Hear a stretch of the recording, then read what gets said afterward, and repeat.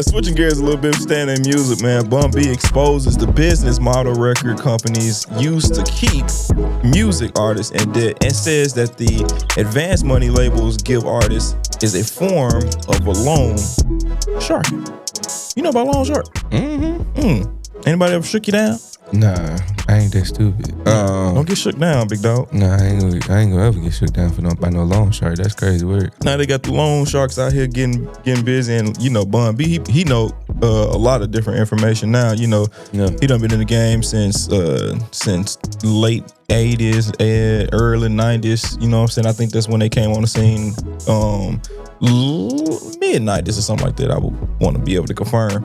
But yeah, they know a lot about the business. I mean, it's kind of like when people say, you know, people sign 360 deals and stuff like that, bro. It's people want the money more than they want the longevity of it all. They just want that dollar right then. Yeah. Which is like, coming from where we come from, hey, it ain't hard. Yeah. But I think we got an audio for this. Let's go ahead and jump on into it.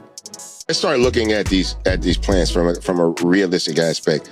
If this album sells this, based on what we took, based on the percentages, what would we make? If this album sold that, and we realized there was no equation where we recouped, because in order for us to make more money, the record company will have to invest more money. Right. So if you have a hit record and the video blows up, then they're going to put more into you because you're going to be in demand more. So the more you're in demand, the more the record company has to spend. I don't think people realize when you see like an award show, your record company pays for that. Like the Grammys doesn't pay for your performance. Your record company pays for a performance. So American Music Awards, all that. So the more popular you are, the more you're in demand and you have to be at these places, your record company is dumping more and more of your money into you know, accounts receivable kind of thing. Like, you owe us money right now. So it's a double-edged sword. If you don't make any money, it's hard to recoup.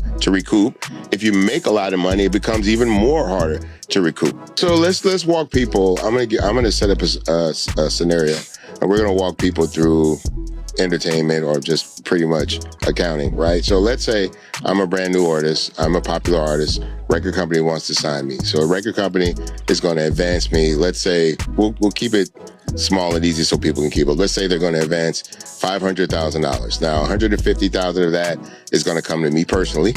Okay. The rest of it is going to be spent on marketing, promotions, music videos, tour costs, and all of that stuff, right? So I've signed a record deal. It's for 10%, right? I've got a $500,000 advance. Let's say, keep the numbers even, my record sells 500,000 copies. I go gold. The records sell to a wholesaler for $5 a copy, right? I'm just throwing easily accessible numbers out. So the record has now generated $2.5 million. So I'm like, great, I'm finna start getting money. It doesn't work like that because you signed that 10%. So you're only afforded 10% of the money that's been made.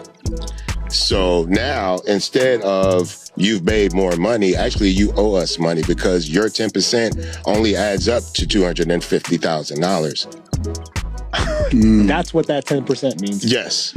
So actually, you still owe us $250,000 because they loaned you the $500,000. Right, exactly. And that's a big misconception. The advance. Yeah, no, it's loan. It's loan sharking. It literally is. And so what the record company will tell you, so we can't pay you anything off what your first album generated, but we can give you an advance off of your second album. So, and it goes up. So we'll give you $750,000 for the second album. Now you're automatically in $1 million worth of debt. Bro, that's so upsetting that people fall for that.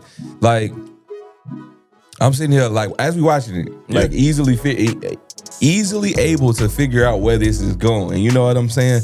So I just hate for people to not be well versed in honestly business etiquette and understanding what numbers are, understanding loans, interest, what you owe somebody, what you get out of something, what you're signing on. You got to read these contracts. But that would go back to school. Now we got to think about economics, which has been taken out of a lot of schools. Yeah. So when you don't know anything, you're gonna be excited about the one thing that you've been trying to master. Yeah. And then somebody finally be able to notice it. Like, dang, I'm probably not business savvy, but I'm so heavily talented. Yeah. But but you gotta figure out who's in your circle too. You know what I'm saying? Like, you gotta have you a smart guy. You gotta have you another talented dude. You know what I'm saying? You gotta have somebody else that's a little bit more well versed, that travels a little bit. You know, you gotta have all those kind of people within your circle. You do. And like, even in this scenario that he gave, even if you went into this with a lawyer probably gonna ask you for 4 or 5% or whatever you get. Oh, yeah. And he getting 10%. Yeah. So out of the $250,000 that you get out of the $2.5 million you made, you got to give half of it up to the lawyer. 150, 175 to the lawyer. Mm-hmm. So you taking home 175, which is literally $25,000 more than what you took home on the first advance. Mm-hmm. That's it. That's why you see at least a fraction of artists, they will end up going into, different kind of ventures. Some people will go into fashion. Some people will go into want to do production companies or having, their own, record companies within the record company. So it's a sub. It's a sub, and you owe somebody a lot of money. Exactly. You owe somebody else a lot of money. So that's why it's a benefit to stay independent. Mm-hmm. It's a benefit to push your own music. It's a benefit to, if you are going to sign a contract, read your contract. Definitely. It's a benefit to taking that contract and comparing it to other people's contract. Do your research. We got too many ways for you to get yourself out of signing your life away to this company, because you're going to essentially owe them forever. Mm-hmm.